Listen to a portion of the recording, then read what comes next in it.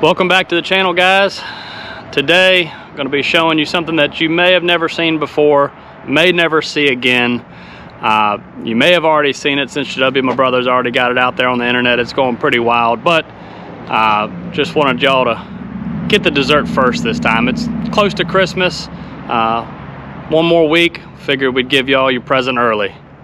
I don't ever slow up, no I don't take shit. I got no love for the fakeness. If you wanna play tough and wanna hate this, I'll always show up. I don't ever slow up, no I don't take shit. I got no love for the fakeness. If you wanna play tough and wanna hate this, I'll always show up. 10 door, 8 on the sides, 2 on the back. Suburban 3/4 ton, now 1 ton, big block, turbo 400, 208, Dana 60, corporate 14 bolt. This truck started life as a 2-wheel drive.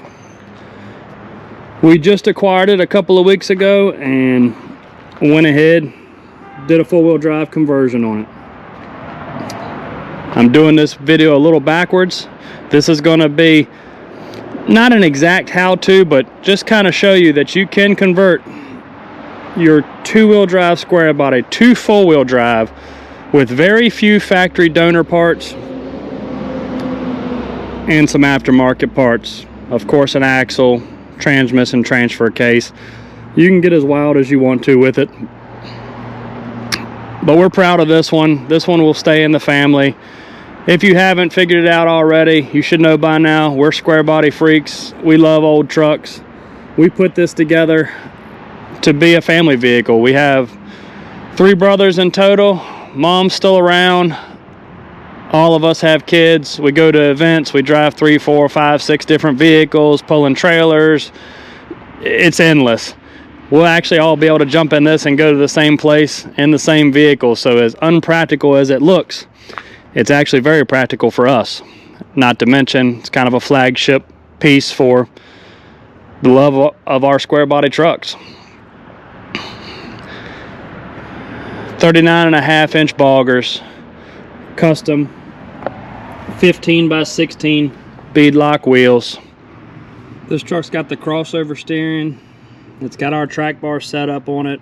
It's got the Shackle move forward for a better ride on the bigger arch springs. I'm going to put a little side video on here to show you exactly what our crossover and track bar make these trucks drive like. Keep in mind, this thing's twice as long, almost twice as heavy, on an aftermarket super wide offset wheel, and probably one of the most notorious worst riding tires for street use. 64-inch long rear spring, some people call them 63.5s, out of a 88 to 98 body style truck. Shackle reversal, 4-wheel drive style front hangers, which are bigger than your 2-wheel drive factory hangers. That'll be in the video as well. Disc brake conversion.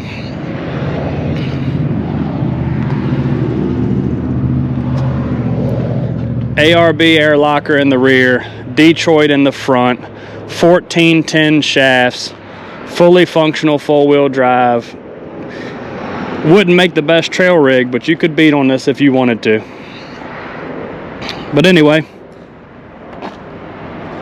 we'll clip in the video here, show you a couple of things that you'll need to know to convert your truck over.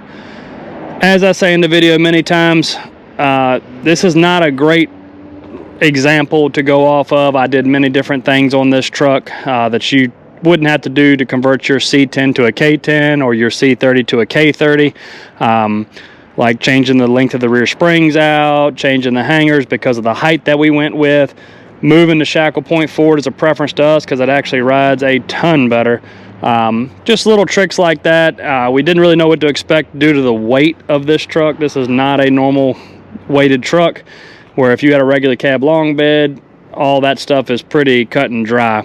I will do video on a regular pickup truck swap over, so you know exactly what to do, the measurements that you take, the hole size that you drill, all that. But I did the video on this because it's cool, it's different, and it's when I had time to make the video, so it'll be helpful to you guys. Hopefully you enjoy it. If you don't care anything about converting your two-wheel drive to a four-wheel drive, ignore the rest of the video. This should be pleasing enough for you. Like I said, something we've never seen before, may never see it again. It's, to our knowledge, it is the only round eye square body stretched Suburban four-wheel drive, and it's pretty wild looking on top of that. Stay tuned, guys. Like and subscribe. We appreciate you. Going over a couple of things right out the gate. If you don't have any vehicle to start with, of course you're going to need leaf springs. On this one we're going with a 12-inch super lift spring because this is going on 40, so it's going to need as much lift as possible, and we didn't want to do a full custom spring. So that's going to be your biggest bolt-on option. You'll need shackle hangers, which are inside the frame rail on the front of a four-wheel drive truck. We're reusing a set of factory ones on this one. Offroad Design does make a aftermarket beefier version if you don't have a donor truck. So you're going to need those for both sides. You're going to need leaf spring shackles, leaf spring bushings. Once again, all this came from Offroad Design. This is their heavy duty shackle. This is their frame shackle hanger bushing that goes in there. These are the front and rear leaf spring bushings. You'll also need front leaf spring hangers. So these are going to go right behind the front bumper. Off-Road Design does make these heavy duty ones. These are actually for an 80s model truck, like a called 84, 85. 79 and earlier models did take a little bit different setup, but we've got some different things in plan. So once again, this video is not an exact replica of what any of y'all may do, because it is a little bit of a different scenario being an 8-door Suburban.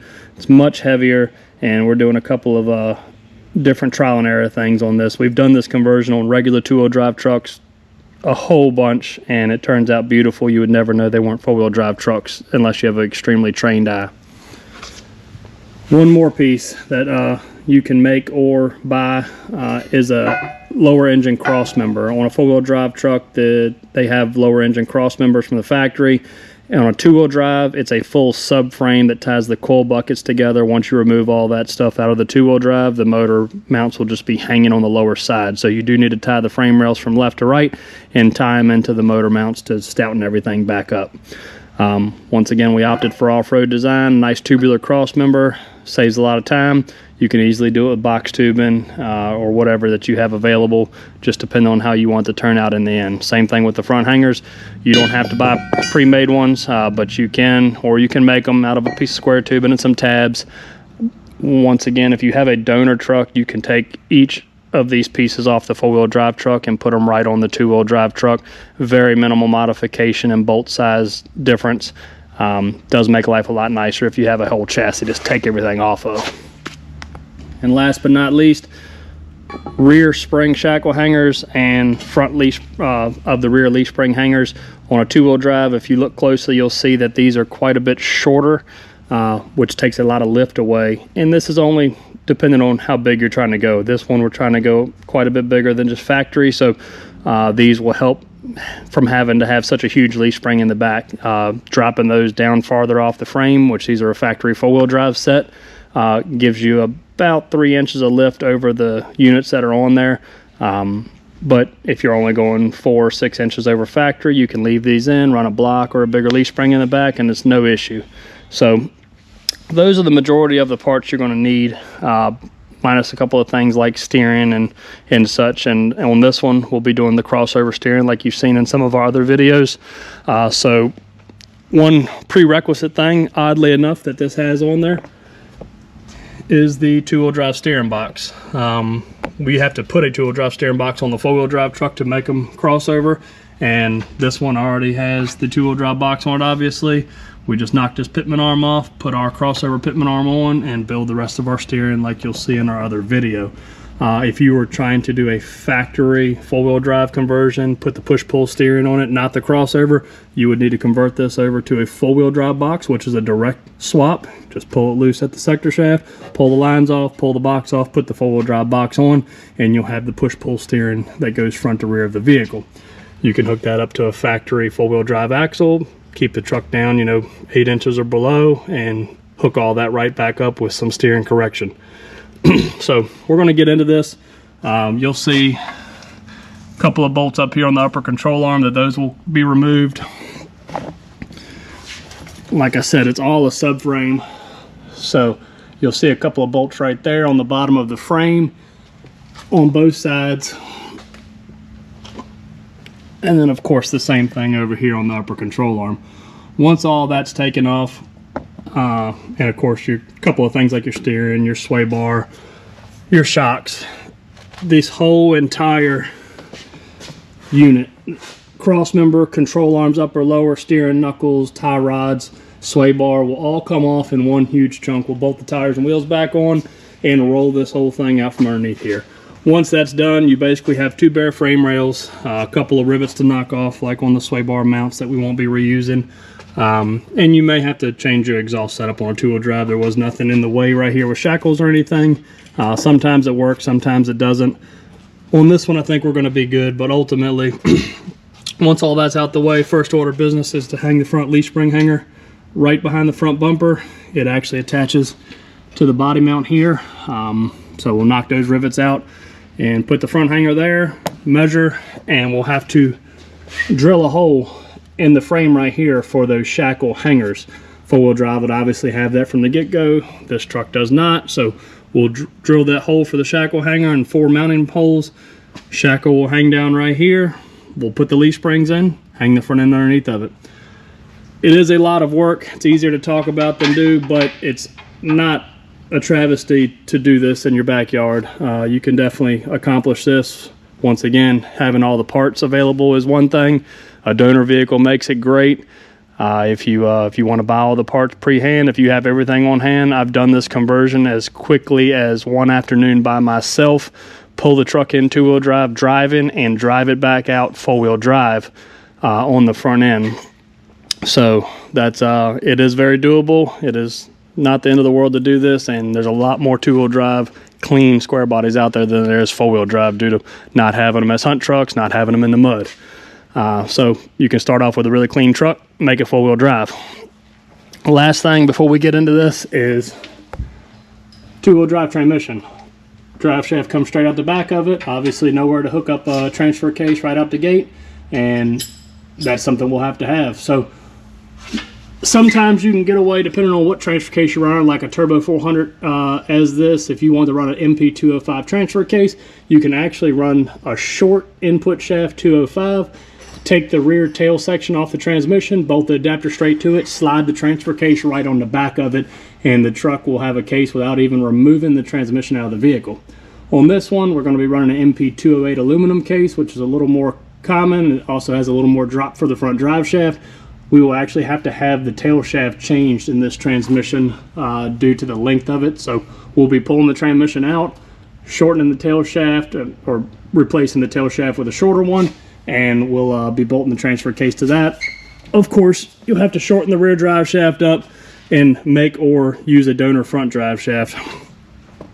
So a little more work involved on this one than could be on some certain ones, and of course this truck's got 3 rear drive shafts in it, being the length of it, so a little more entailed on this one. Just happened to be the one we're making the video on. So once again, there's your rough parts list.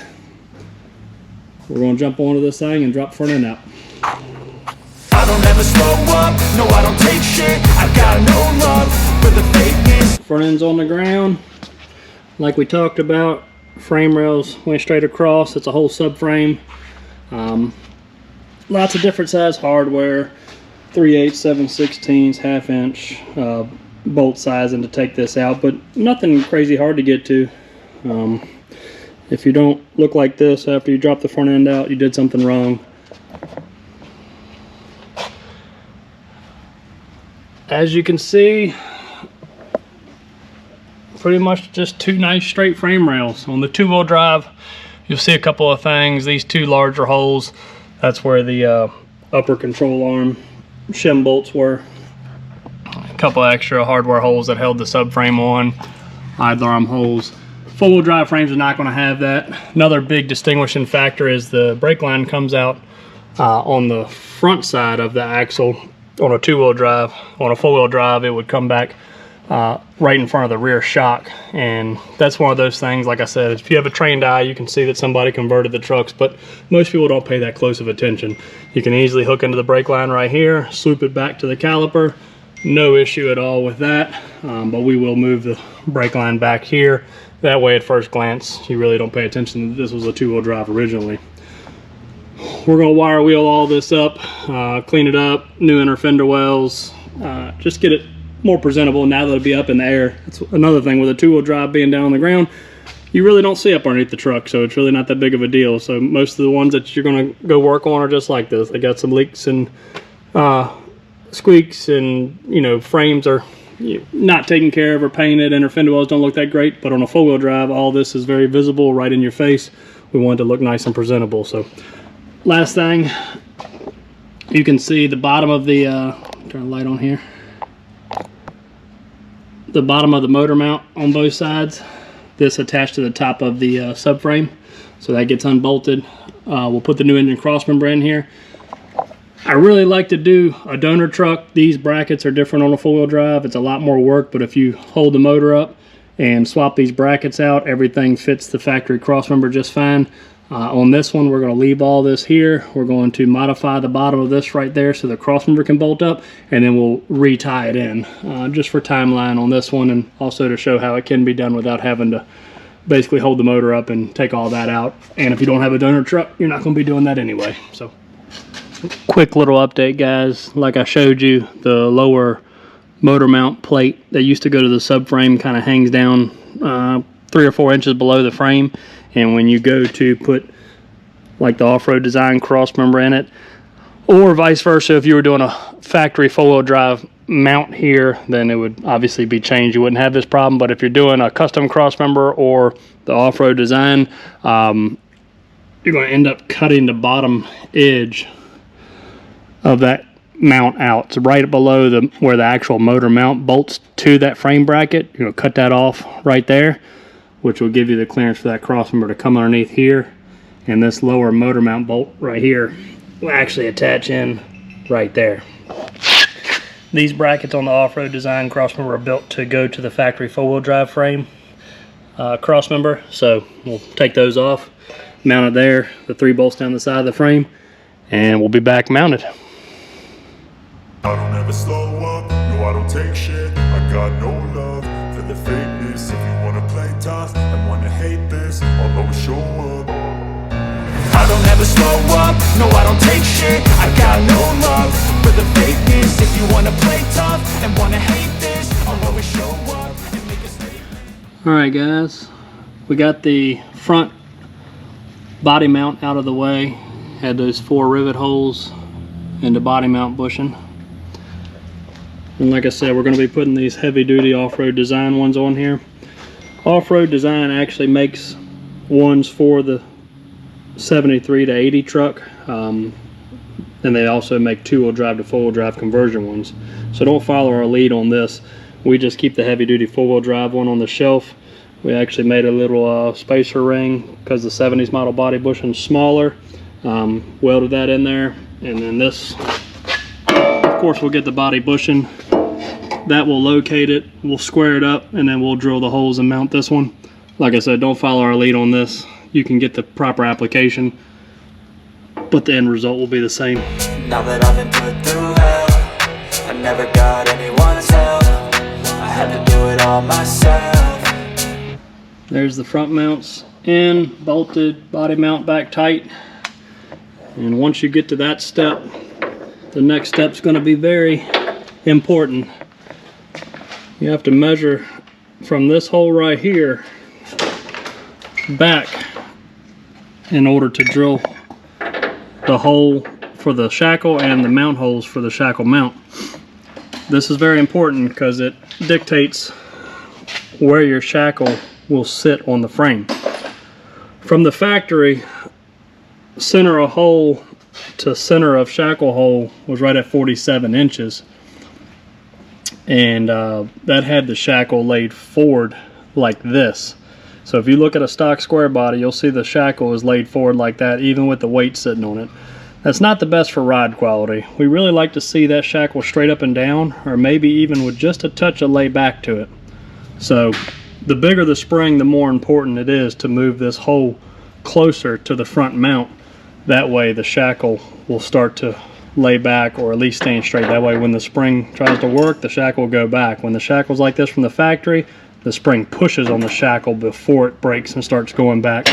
But everybody knows square body stock 47-inch long springs don't have a lot of give anyway, especially at 12 inches big arch. So we're going to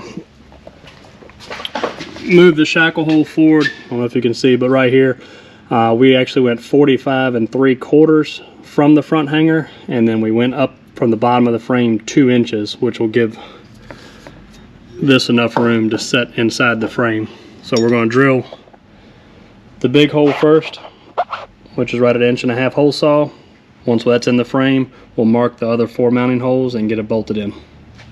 Consequence of being incompetent. Mental health is confidence, dreams and some honestness. I'm not here to save the day, that's for you to take away. I could play a million mind games, but instead I say something not illogical, something that is topical. Rub it on and watch it go, make yourself unstoppable. Dreams are irresponsible, but they're always possible. If you just believe, you could be so remarkable. Thoughts in my head, a collage and they spread. I'll be great one day, going off of my mate.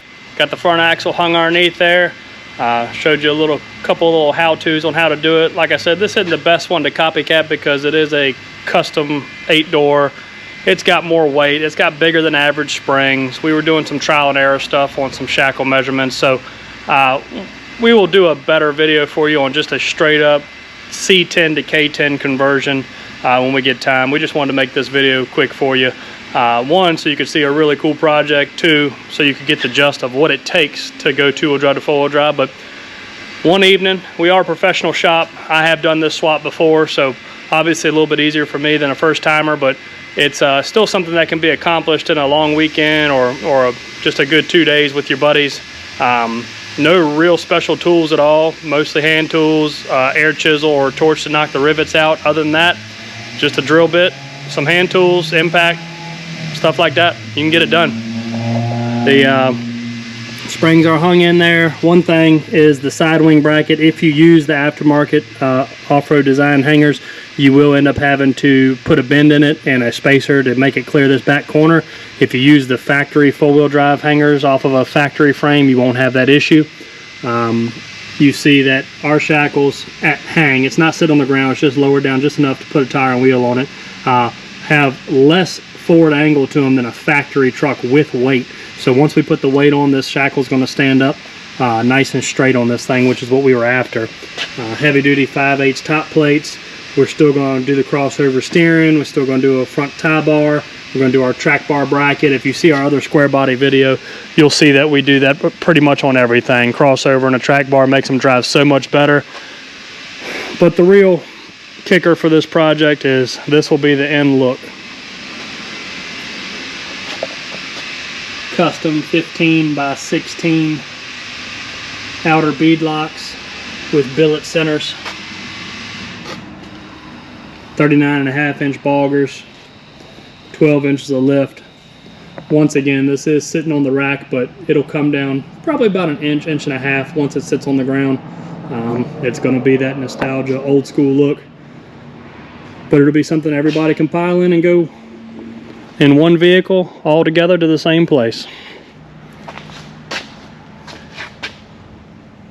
We'll continue to make the video as we take care of the brake line situation, shock mounts, things like that. But this is the majority of getting it done.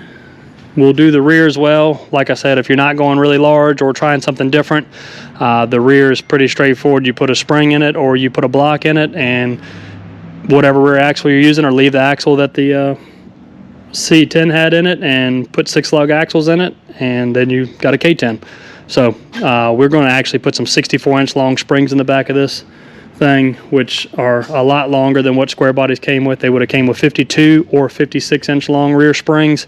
We're going to go 64s, which would have came out of an 88 to 98 truck or 99 to 06. One, they sit a little bigger on these. Two, they ride a lot better. The only thing they don't do is tow better. So not a real concern for us. Not like we're going to be towing the Titanic behind the Titanic. So, but there it is, guys. Hopefully you enjoyed the video. We'll fill you in on the rest and get you a final shot of it. I don't ever slow up, no I don't take shit, I got no